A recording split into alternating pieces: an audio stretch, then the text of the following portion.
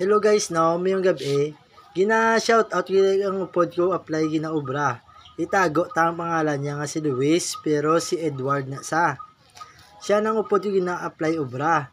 Una siya abot ginasaw sa lubrahan. Naka-glasses na sa kag nagabasa libro.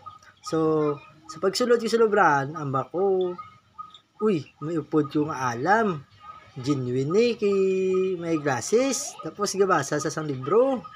Ang plano ko magka-exam is manunod siya. So, makuha na kami exam, no?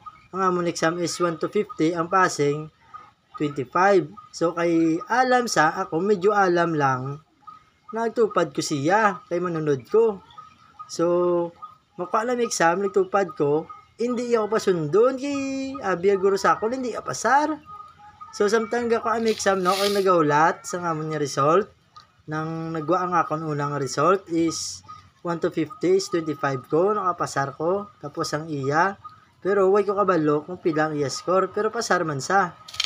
So, samtang gaulat kami sang amon niya interview, no, na abtan kami sang lunch break. So, nag-upo kami dua panyaga. So, sa pagkanto naman sa karinderya, nag-order ko dua kanon kay isa adobo. Siya naman niya, dua kanon kay isa nilaga. So, kaya kung sudan adobo, kag kanon, nagkuha ko yung kutsara ag tinidor.